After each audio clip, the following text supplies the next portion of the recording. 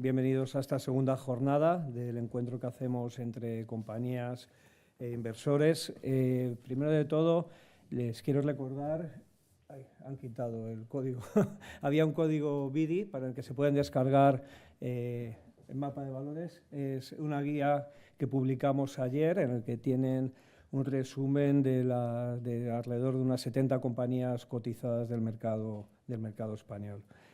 Les agradecería si pudieran desconectarlos o poner en modo avión los teléfonos móviles, sería agradecer. Y nada, vamos a empezar. Pues bueno, hoy vamos a comenzar con un panel titulado La inversión en el entorno económico actual.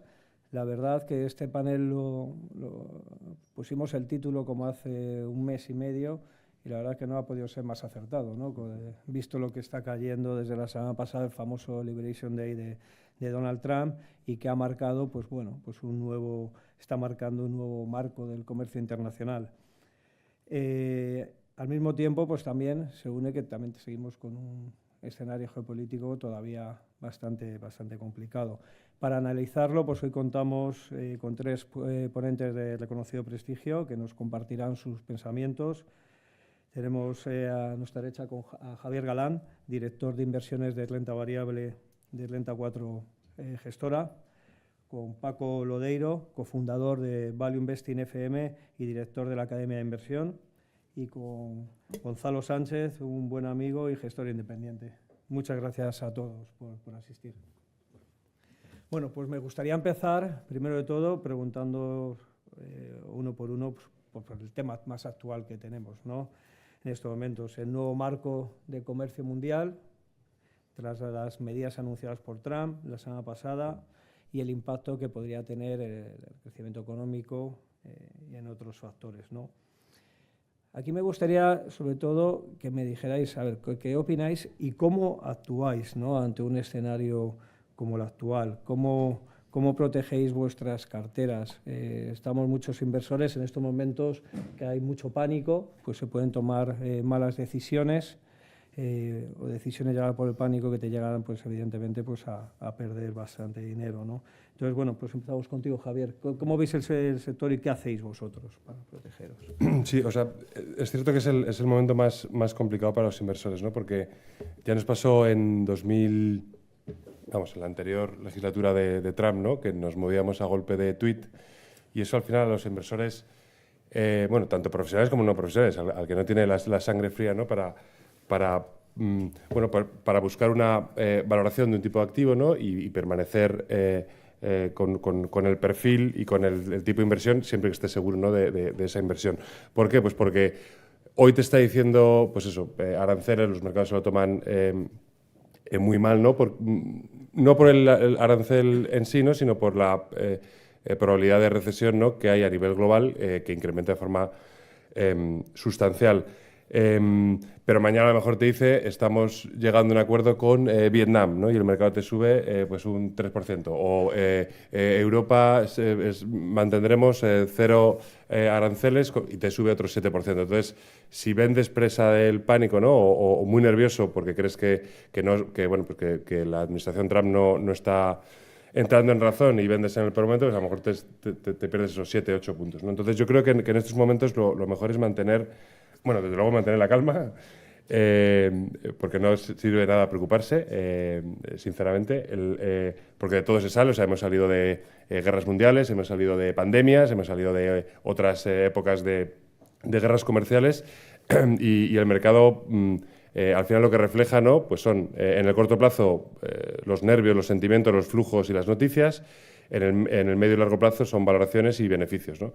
Y siempre y cuando todos estemos de acuerdo, ¿no?, en que la demografía va incrementando, la inflación positiva es positiva para las ventas y los beneficios, y la productividad, que ahora estamos en un momento de el mayor incremento de productividad de la historia, pues va a seguir incrementando, los beneficios van a ir al alza en el medio y largo plazo, ¿no? Ahora bien, ¿cómo protegemos, no? O sea, vamos a ver, yo creo que lo que hacemos es buscarnos un punto de confort en términos de valoración. Es decir, el escenario negativo es, sobre todo, aranceles. No sabemos realmente, o sea, por ejemplo, que tú lo conoces, César, sí. Vidrala. Bueno, pues Vidrala en principio vende a nivel local, no tiene mucha... O sea, directo no es mucho, ¿no? O sea, porque vende en Europa, en Francia, en Inglaterra, ¿no? En Brasil, pero a nivel local. O sea, en principio no. Ahora bien, claro, muchos de sus clientes, ¿no? Son exportadores, ¿no? Pues de vino a Estados Unidos o de champán a Estados Unidos, ¿no? Bueno, pues ahí tienes una segunda, pero nadie sabe muy bien cuál va a ser el impacto final, ¿no? O sea, tienes que confiar, ¿no? en la gestión. Lo que sí sabemos, oye, si hay recesión, o sea, el peor escenario es que hay una recesión. Y en el caso de una recesión, ¿cuánto caen los beneficios, ¿no? En el caso de una recesión, de una manera media, ¿no? Pues estamos hablando del en torno al 15%, que caigan los beneficios un 15%. Y con ese 15% que caigan los beneficios en Europa o en Estados Unidos, ponerle un multiplicador, ¿no? El multiplicador es, pues en Estados Unidos estás más cerca de 14, 16 veces para buscar un suelo, ahora están a 20, y en Europa, que ya estamos a 12, pues otras veces han hecho suelo pues en torno a 10 veces, ¿no? Bueno, pues eso efectivamente no es que sea súper tranquilizador, ¿no? Porque los niveles que te salen, a lo mejor están un 20% más abajo de donde están ahora mismo, pero desde luego te dice, bueno, o sea, hay que decir que una vez que acaba ese escenario de recesión, después empezamos con la recuperación y los niveles volveremos, ¿no? Vamos, yo creo que no hay ninguna duda que volveremos a recuperar y superar, ¿no? Los niveles en los que estamos actualmente. Paco, tú tienes, aparte de inversor, tienes también una academia de inversión. ¿Qué consejo, cómo actúas ante estos escenarios? Pues en estos momentos de incertidumbre, que puede haber problemas temporales, no sabemos hasta qué punto pueden llegar, hasta qué punto puede aumentar estas tensiones comerciales. Esperemos que al final todo acabe por llegar al consenso que hubo durante las últimas décadas, que al final lo que beneficia es el comercio global a ambas partes, al final. Lo que pasa es que yo creo que hay una parte que Estados Unidos está ejerciendo su poder, aunque para ganar, lo que dice Donald Trump, lo de winning, ganar a expensas de terceros, que quizá también tenga sentido parte de lo que dice, que haya otros que hayan ganado a expensas de Estados Unidos y ahora busca un reequilibrio más a su favor. Y teniendo esto en cuenta, esta incertidumbre, para mí una de las claves es el balance de las compañías. Invertir en empresas sólidas y que tengan no solo un modelo de negocio sólido, sino también un balance sólido que durante estas épocas de incertidumbre, que es posible que tenga clientes que, claro, cuando tienes esta incertidumbre, el cálculo económico para el empresario es más complicado y muchas compras se frenan. Si tú tienes un balance que puede resistir durante estos tiempos de incertidumbre, te da pues mucha más seguridad como inversor.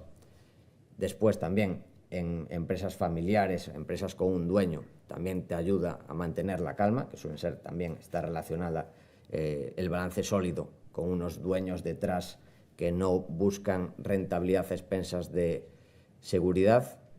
Y por último, que también el negocio en sí, que está detrás de esas personas y detrás de ese balance, que sea robusto.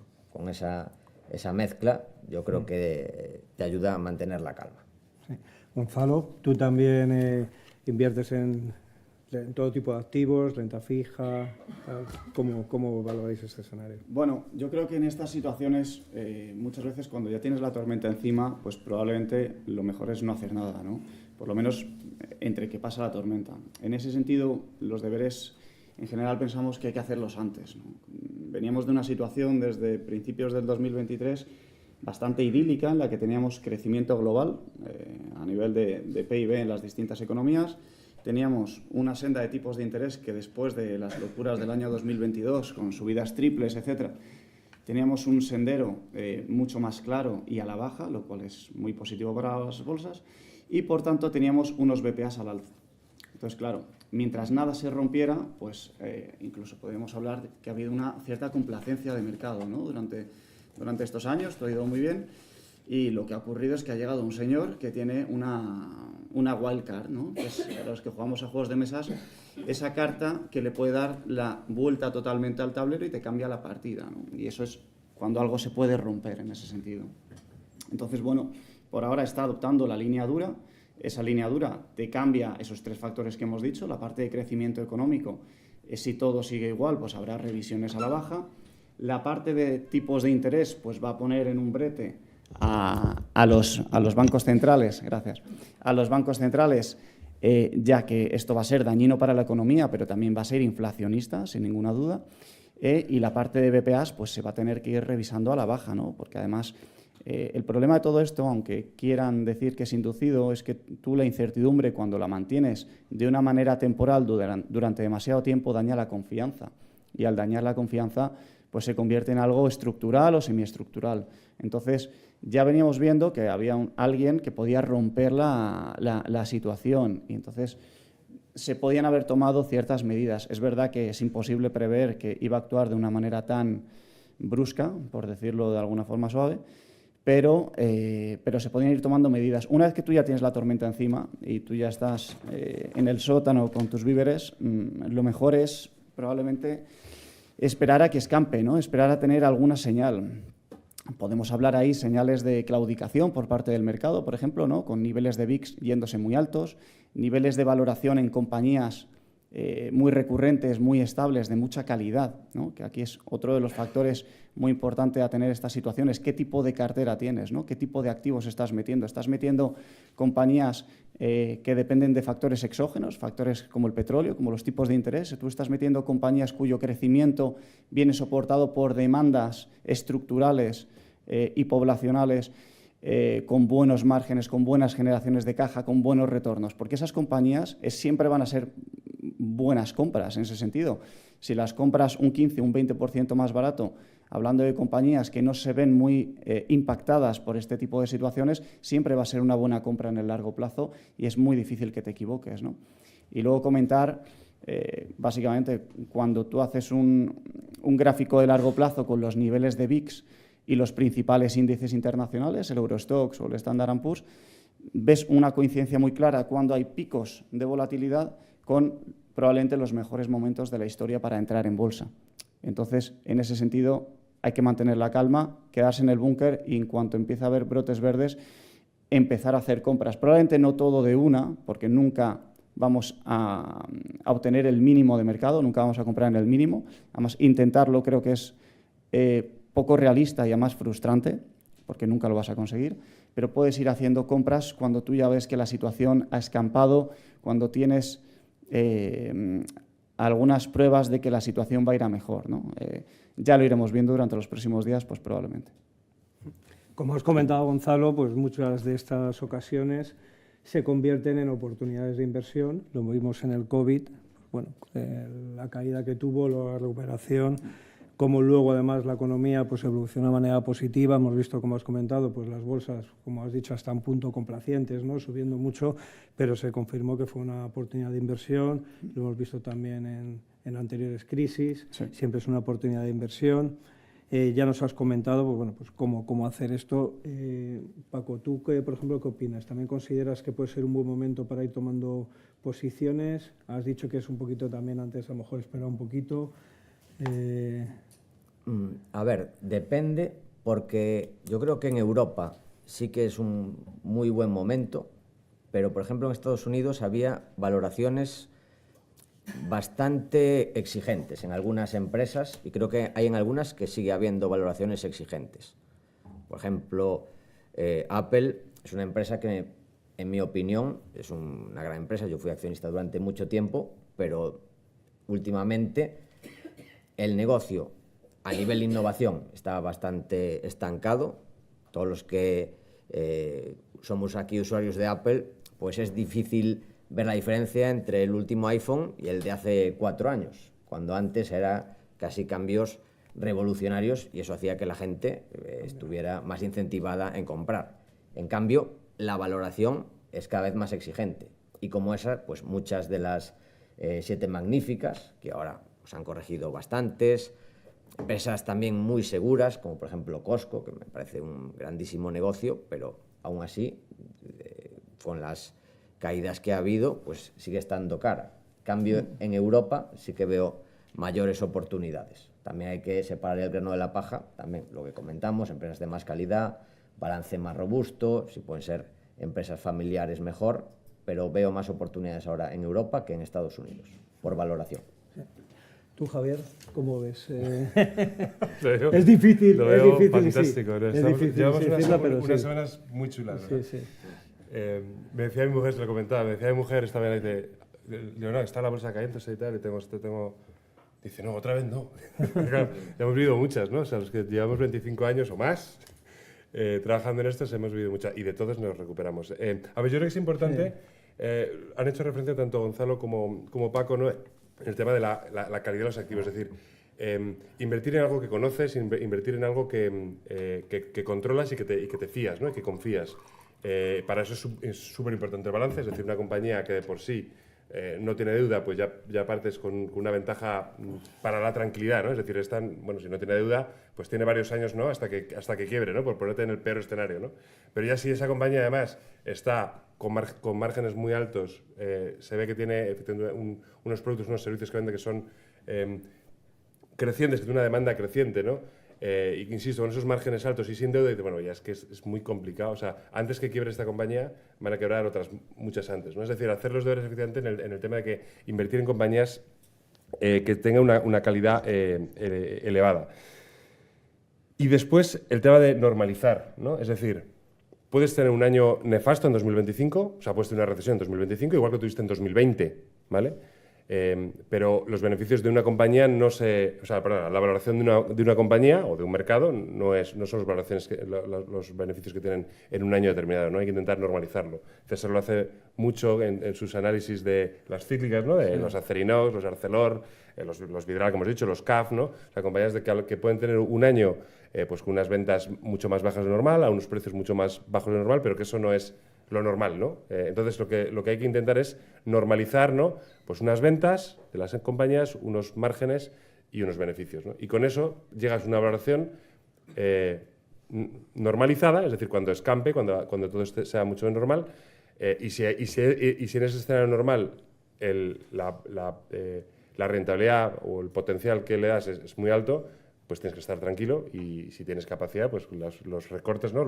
Cuando hay rebajas, ¿no?, en el Corte Inglés, en enero o en julio, pues procuramos ir al Corte Inglés o a la tienda que sea, ¿no?, a aprovechar esa rebaja del 40, del 50, del 30%, ¿no?, para comprar esa prenda más barata, ¿no? Pues en el caso de las acciones, las empresas, cuando es una empresa de mucha calidad, insisto, con esos, a ver, lo estoy simplificando mucho, ¿no?, pero buscar una compañía, como digo, que tenga ciertos criterios de calidad y que sean fiables, pues esas correcciones, pues simplemente que estamos comprando esos mismos activos que nos gustaban antes con un 15, 30, 20, 60% de descuento, lo que sea, ¿no? Y yo creo que eso es lo más importante. Muchas gracias. Para ir cambiando de tema, tampoco vamos a centrar todo en Trump, pero que una pregunta que está bastante relacionada, evidentemente, porque ahora mismo lo que más se está analizando es el panorama macroeconómico, ¿no? El análisis de la situación macro, desde nuestro punto de vista, por lo menos de análisis, es clave, ¿no?, a la hora de analizar las compañías, porque tú no puedes analizar una compañía en sí misma sin saber en qué entorno se maneja, ¿no?, en qué entorno está jugando, ¿no? ¿Cómo es de importante para vosotros el análisis macro para la toma de decisiones, Gonzalo? Pues la verdad es que mucho. Si miramos atrás en la última década, probablemente lo que más influencia ha tenido sobre el comportamiento de los activos probablemente ha sido la política monetaria, ¿no? Las decisiones de los bancos centrales han movido muchísimo y han traído muchísimos quebraderos de cabeza. Entonces, el estar constantemente analizando cuál es la situación macroeconómica, pues es una base de la que partir para después analizar los distintos activos y cómo hacer el posicionamiento de las carteras, sin ninguna duda. Afecta a todo, ¿no? En el sentido incluso de la renta fija, porque nosotros también hacemos ese análisis de la renta fija.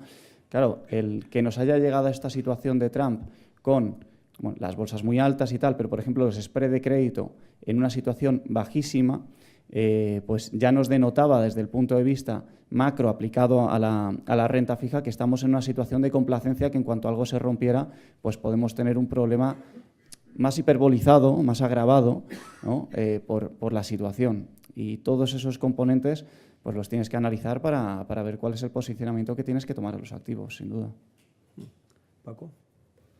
Pues yo creo que, si bien en mi caso no le doy tanta importancia a la macro en los análisis, intento buscar empresas que aguanten bien en cualquier situación, es algo que no se puede obviar y ha habido, una vez más, venimos de épocas de distorsiones muy grandes, algunas externas, como fue el COVID, otras también de años de dinero gratis, que también fue una distorsión grandísima, sobre todo para la renta fija.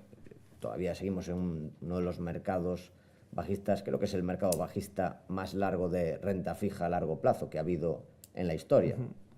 Y que se dice pronto, o sea, es algo que no se comenta mucho, pero los que invierten o los que llevan invertidos en renta fija a largo plazo los últimos años todavía lo siguen sufriendo. Así que es algo que no se puede obviar y yo lo que intento hacer es eso, uso un enfoque diferente, más que enfocar mi cartera a lo que creo que puede pasar en la macro, porque me cuesta mucho tener esa visión, busco empresas que con las características que comentamos puedan resistir cualquier ambiente. Algunos se saldrán beneficiados y en otras pues serán más de aguantar.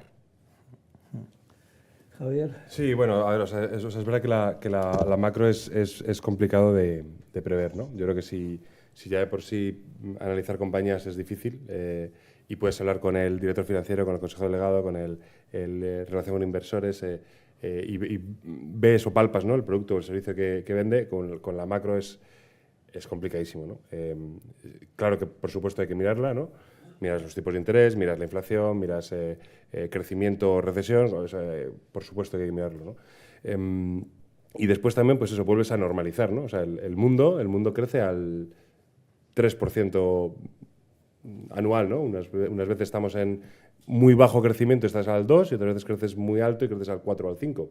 ¿No? Pero de media creces en torno al 3. Y con eso está demostrado que compañías globales, ¿no?, que nosotros insistimos mucho en invertir en compañías que no dependan de solo una región, ¿no?, que sean globales, aunque precisamente ahora están sufriendo bastante, ¿no?, porque lo que se está poniendo en entredicho, ¿no?, precisamente es la globalización, ¿no?, por el tema de los aranceles. Pero yo creo que el acercamiento es... prefiero estar en el mundo, ¿no?, que crece en torno al 3%, a través de compañías, que me da igual que sean españolas, pequeñas, medianas o grandes, ¿no?, pero que vendan, que exporten, ¿no?, y que vendan en todo el mundo, para intentar amortiguar, ¿no?, ese riesgo macroeconómico que tienes inherente, pues, en todo el tipo de inversión, ¿no?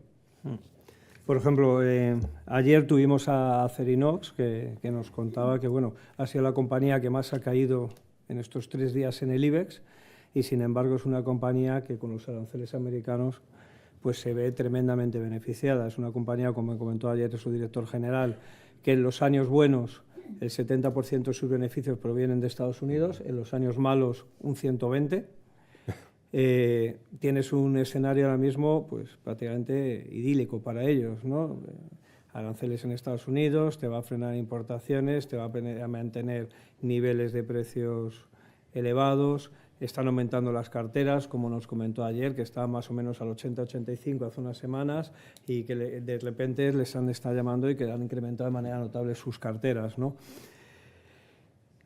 En este entorno actual, sé que es muy complicado porque, igual que hablamos que Acerinox es el sector siderúrgico y podemos tener compañías que se pueden ver beneficiadas y compañías que se ven perjudicadas, nosotros desde análisis siempre nos gusta más una estrategia de stop picking, de ir buscando, porque en los últimos años no vemos un sector claramente que vaya a tirar en su conjunto de manera unísona. Pero ¿qué sectores económicos pensáis que se pueden ver beneficiados de este entorno actual y por qué, Gonzalo? Pues vamos a ver, en este entorno probablemente cuando tú tienes una incertidumbre como esta, tienes que buscar un perfil, bueno, en realidad en cualquier entorno tienes que buscar un perfil de calidad, ¿no?, porque te va a aportar un sesgo defensivo en la cartera en cualquier situación. Lo que pasa es que en entornos como estos de incertidumbre y volatilidad, pues es cuando más brillan este tipo de compañías, cuando mejor resisten y cuando tú duermes más tranquilo por las noches, ¿no? Porque al final cada uno tiene que ver su umbral de riesgo como inversor, ¿no?, ese umbral de dolor que puede llegar a aguantar y aplicarlo, pero siempre cuando tú buscas compañías con una recurrencia de generación de caja muy estable, porque tu negocio no está basado, como decíamos antes, ¿no?, en factores exógenos, sino que son negocios realmente necesarios para la sociedad. Cuando tú tienes una amplitud de márgenes suficiente para acometer estas situaciones, ¿no? Cuando vienen los tiempos malos, cuando tú tienes un retorno sobre los activos que sea importante, cuando tú tienes un crecimiento pues, que sea consistente y una generación de caja, lo que decimos, ¿no? muy recurrente, tú al final pues vas a estar mucho más tranquilo como inversor de lo que estarías en una compañía en la que no sabes muy bien qué es lo que va a ocurrir la semana que viene, ¿no?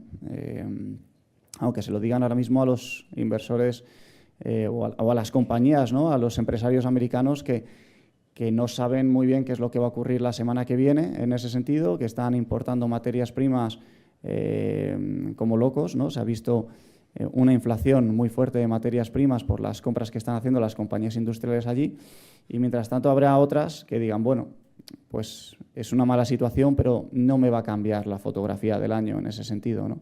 Pues esa es un poco la diferencia entre estar en un tipo de activo de calidad o en un activo pues que no lo es tanto, ¿no? Paco. Pues, a ver, por un lado están las empresas que se pueden beneficiar, pero también no solo debemos buscar que ese tipo de empresas, sino que también estén baratas.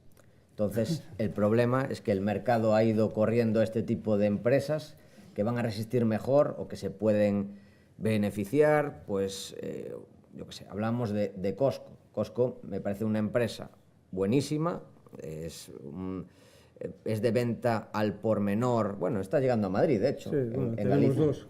Aquí ya tenéis dos, en Galicia todavía no tenemos. Pero bueno, es un empresón, pero digamos que el mercado lo sabe. Entonces, que está resistiendo, puede tener fijación de precios porque calcula ya directamente, le pone un margen muy bajo y a partir de ahí los va subiendo. Siempre va a tener precios bajos. Entonces, tiene esa defensa, tiene esa parte de consumo defensivo, más defensa contra la inflación, pero claro, lo estamos pagando. Entonces, quizás, más que buscar empresas que se beneficien, buscamos empresas que aguanten, pero que estén a buen precio. O sea, yo no buscaría tanto eso, porque digamos que sería algo que ya está muchas veces descontado, que igual hay algunas que, pues lo que dices, en Acerinos, que la gente se le pasa esto, no ha hecho el cálculo bien, pero en las que son fáciles de calcular muchas veces ya está hecho, y lo que deberíamos buscar es empresas que quizás puedan sufrir un poco a corto plazo, pero puedan aguantarlo de sobra, pero que estén unas valuaciones atractivas de cuando todo se calme, que al final todo esperemos que acabe calmándose, y es lo que tendría sentido. Y que incluso en escenarios que continúe esta guerra comercial, pues que pueda seguir siendo empresas prósperas, ganar dinero y las sigamos comprando a un múltiplo atractivo. Javier. Sí, o sea, yo creo que sí que es importante que en estos momentos de caídas tan fuertes de los mercados se cae de manera indiscriminada. Ya pasó en el 2020 igual, y en el 2020 más o menos rápido nos dimos cuenta de que había ganadores y perdedores muy rápidamente, ¿no? O sea, todo lo que tenía que ver con la digitalización, ¿no? Pues se vio beneficiado. Vamos, de hecho, ganaron mucho más en 2020 que en el 2019, ¿no? Sin embargo, otras compañías, pues las que dependían, ¿no?, de las ventas en comercios, ¿no?, pues el 2020 lo pasaron fatal, ¿no? Yo creo que ahora todavía no lo tenemos tan claro quién va a ser aquí el ganador o el perdedor. Lo que sí que me doy cuenta, por ejemplo, ayer las compañías que más caían pues era Celnex, que no exporta nada. En Europa, AstraZeneca, una compañía farmacéutica que fabrica medicamentos para la oncología, que no está afectado en nada. Colonial, que no exporta ni va a exportar nunca, ¿no? O sea, es decir, cae de manera indiscriminada todo el mercado sin mirar lo que vende y cómo le va a impactar o cómo le va a afectar, ¿no? Es ahí donde va a haber las mayores oportunidades, como siempre hay, ¿no? Después, efectivamente, va a haber compañías, vamos, por deciros algún ejemplo que nosotros hemos analizado o que nos parece que tiene un impacto muy relevante, es, por ejemplo, Adidas y Nike, ¿no? Dos compañías que fabrican fundamentalmente en Vietnam y que le han puesto un arancel, no sé si del 50 o el 60%. O sea, es decir, que las zapatillas Nike nos van a costar, en vez de 100 euros, nos van a costar 200 euros, ¿no? Pues va a tener un impacto muy importante, ¿no? Y sin embargo, otras compañías, pues que he dicho algunas, ¿no? O sea, Amadeus, ¿no? Pues Amadeus tendrá el impacto negativo, ¿no? de una recesión económica, ¿no? Que haya menos viajes y que se reserven menos hoteles o vuelos, ¿no? De avión. Pero realmente no está tan afectado y está cayendo pues, de las que más, del IBEX 35, ¿no? En España hay buenísimas compañías. Está haciendo, a ver, sectores, o sea, yo creo que es salud, o sea, mantenernos con los sectores donde lo vemos todo como bastante claro, ¿no? Compañías de salud, ¿no? Las compañías de salud, de hecho, Trump, ¿no? En este primer, las ha excluido, ¿no? Ha excluido semiconductores y ha excluido salud, ¿no? Que tiene sentido, o sea, ¿no? O sea, no sé, el medicamento que tiene Roche con una patente hasta el 2035, si no lo permites vender en Estados Unidos, pues va a haber gente que se muera. O sea, es que no... O sea, hay cosas que hay que poner un poquito de sentido común y Trump algo tiene, ¿no? Algo ha tenido en ese aspecto, ¿no? El tema de semiconductores igual, ¿no? Pues no ha sido capaz, ¿no? de poner un arancel superior para que los Apple, Nvidia, pues puedan seguir adquiriendo, ¿no? Sus productos, ¿no? Bueno, salud, tecnología, bueno, compañías de defensa, yo creo que está muy claro, ¿no? En la parte de industrial, compañías de defensa, y después consumo estable, ¿no? O sea, yo creo que son los Nestlé, los Unilever, los Procter & Gamble, los Viscofan.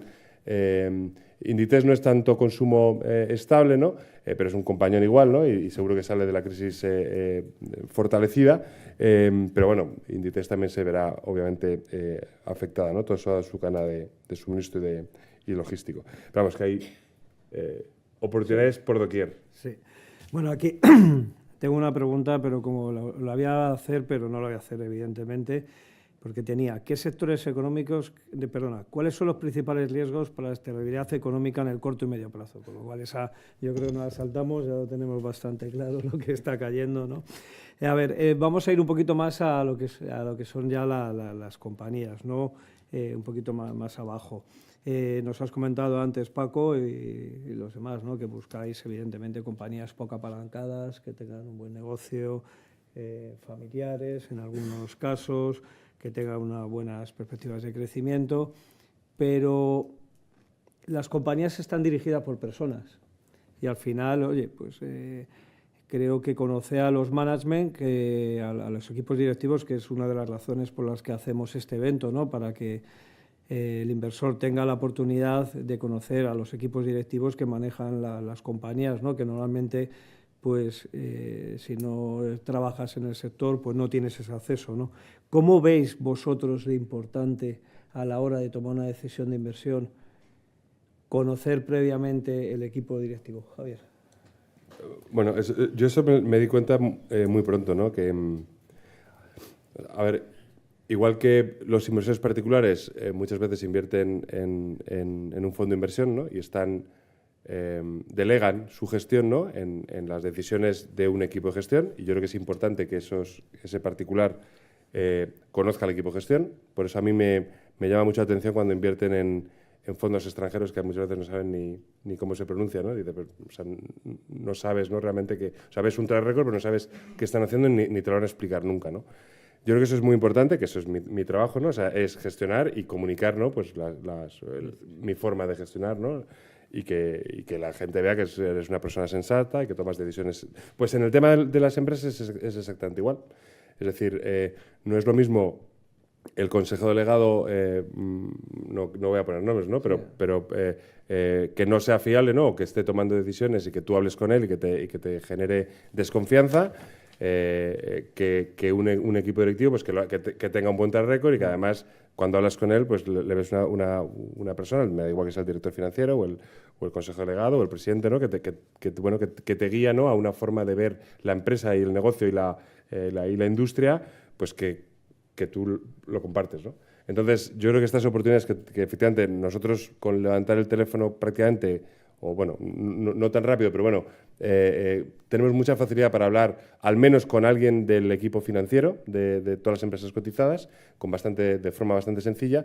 Vosotros que no tenéis esa capacidad, yo creo que estos días, yo creo que es fundamental, o sea, poder hablar con, bueno, tú sabes mejor los nombres de compañías, ¿no? Había visto Acerinox, esta Vidrala. Sí, o sea, hoy tenemos Unicaja, Repsol, Día y Amper. Claro, Repsol, fíjate, sí. O sea, hay que decir que Repsol está baratísima también. O sea, bueno, y me parece un buen equipo directivo. Es decir, es una empresa que aparte que está muy barata, pero que no, yo creo que el mercado no la está reconociendo, ¿no? El valor que tiene. Pero bueno, me parece que es una oportunidad que debéis de aprovechar. Paco. Pues, a ver... Tú inviertes mucho en Estados Unidos, que ahí es más complicado, pero... Ahora no tanto, ¿eh? Sí. O sea, los últimos años he ido vendiendo Estados Unidos para comprar Para más Europa. por valoración. Y con relación al equipo gestor, hablar con ellos, en vuestro caso, los que estáis aquí conmigo en la mesa, que tenéis experiencia, habéis hablado con cientos de directivos, ya sabéis separar el grano de la paja. El problema es, para gente que nos esté escuchando y sea un pequeño inversor que no esté acostumbrado, hay que poner un poco de prudencia porque muchas veces a los equipos directivos que comenta Javier, que comparten su visión, que muchas veces pues tienen una visión muy entusiasta que igual al final no se acaba correspondiendo con la realidad. Hay algunos que te pueden engañar directamente, puede pasar.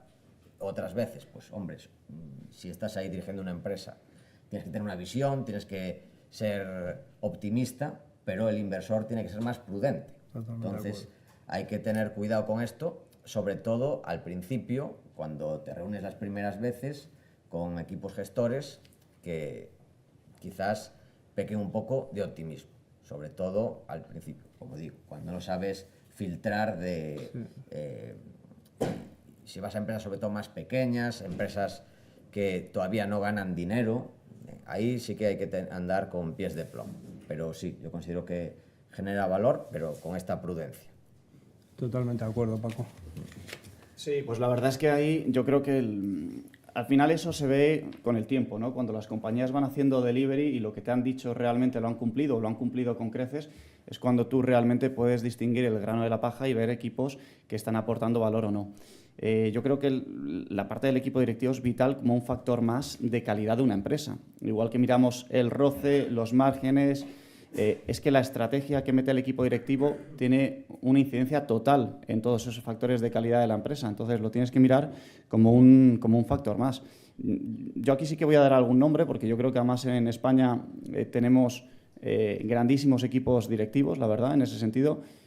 Por poner un par, ¿no? El caso de CIA Automotive. Tienes una industria en Europa que está absolutamente perdida, destruida, una capacidad al 60% desde hace muchos años por malas decisiones, y tienes un equipo directivo que ha logrado llevar a la compañía que su mayor problema sea si saca un 18,5 de margen o un 18,2, cuando los competidores están en situaciones mucho peores en ese sentido. Su mayor problema es si hacen otro récord trimestral de resultados, no si la compañía se va a pique o no, como están muchos competidores. Esto sin un equipo directivo realmente como el que tiene es imposible. O sea, el posicionamiento, todas las medidas estratégicas que han tomado estos años, las están tomando esas personas. Y esas personas, pues obviamente es un factor más, ¿no? Otro ejemplo, pues Merlin Properties, ¿no? Yo creo que es una compañía que hace muchos años nos dijeron, no, vamos a vender las sucursales del BBVA, la parte de TRI, para ir a la parte de logística,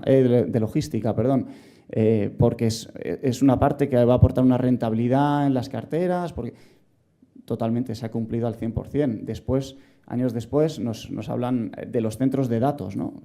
No sabíamos ni lo que era un centro de datos en el momento que nos lo dijo Merlin por primera vez, ¿no? Pues se ha cumplido nuevamente. Que saben leer el mercado, que saben dónde posicionarse y dónde cristalizar valor. Entonces, en ese sentido, conocer a los equipos directivos, pero no de una vez, sino hacerlo de una manera recurrente durante años para ver si realmente merece la pena ese equipo directivo y hace delivery de resultados, es muy importante. Yo creo que en ese sentido, César, el que hagáis estas charlas con los equipos directivos para el inversor minorista, para el inversor retail, es importantísimo. Primero, porque nadie lo hace. Y demuestra en ese sentido que ponéis al cliente en el centro. Y esto es muy importante porque cuando uno gasta recursos y gasta su tiempo en poner al cliente en el centro, pues realmente le da una relevancia que no ocurre de otra forma, ¿no? Y ya les digo, a cualquier inversor, siempre conocer al equipo directivo es vital. O sea, es que no, es un factor de calidad más que de cualquier otra forma probablemente no tendrías la oportunidad de hacerlo. Vale, muchas gracias. Para finalizar el panel, para cumplir el horario que ayer me pasé un poquito, me gustaría que terminásemos con cada uno dando qué consejos podemos dar a los asistentes en materia de inversión. Empezamos por ti, Paco. Pues en estos momentos mantener la calma, hacer los números, o sea, no dejarse llevar por narrativas y aprovechar las oportunidades. Siempre haciendo valoración y con prudencia, pero o sea, con esta mezcla entre prudencia a la hora de hacer los números, pero valentía cuando nos salen los números y vemos que hay empresas cotizando a múltiplos muy razonables por estas tensiones de corto plazo. Javier. Sí, yo creo que es mantener siempre el perfil de inversión de cada uno. Es decir, no, si eres muy conservador, por mucho que parece que ha caído la bolsa, no pasar a ser un inversor tolerante, ¿no?, de la noche a la mañana, porque vas a llevar un disgusto si los mercados siguiesen cayendo, ¿no? Luego, mantener el perfil de inversión. Y yo sí que, aunque se mantenga el perfil de inversión, sí se puede aprovechar a hacer pequeñas compras, ¿no?, en momentos de pánico como el actual, o a lo mejor cae un poco más, o mucho más, no lo sé, lo que va a pasar, pero bueno, pues aprovechar esos momentos de rebajas, insisto, siempre manteniendo el perfil de cada uno, ¿no? Que no, es decir, cuando eres muy conservador y pasas bueno, pues a invertir de una manera más tolerante, no inviertes mucho en bolsa porque crees bueno, pues que ya ha caído suficiente y después el mercado te demuestra que no había caído suficiente, que puede caer mucho más, ¿no? Entonces es cuando se cometen los errores, porque entonces no eres capaz de aguantar, ¿no?, las minusvalías diarias, ¿no?, el valor liquidativo diario o el valor del patrimonio diario, ¿no?, que ves cómo va cayendo y al final tomas la peor decisión, porque estás muy nervioso, ¿no?, de vender en el peor momento, ¿no? Entonces, mantener el perfil de inversión yo sería... Perfecto. Gonzalo. Sí, pues justo ese factor psicológico, ¿no?, que comenta Javier es importantísimo, ¿no? El mantenerte un poco en tu umbral del dolor que comentábamos antes. Nadie pasa de ser conservador a arriesgado ni viceversa. Y no especular, ¿no? Ir a comprar activos simplemente porque han caído mucho, mantenerte en esas compañías que conoces verdaderamente bien, en las que vas a estar seguro que sabes que es un buen negocio y que simplemente lo estás comprando más barato en el largo plazo, ¿vale? En ese sentido, básicamente es calidad, valoración y tranquilidad, ¿no? Y ese componente emocional, pues mantenerlo bien atado en estas situaciones. Y poco más. La verdad es que esto de la inversión es sota, caballo y rey y es básicamente eso. Pues nada, muchas gracias Javier, Gonzalo, Paco, y esperamos haber podido ayudar a todos a poder capear estos los momentos de los mercados actuales. Muchas gracias.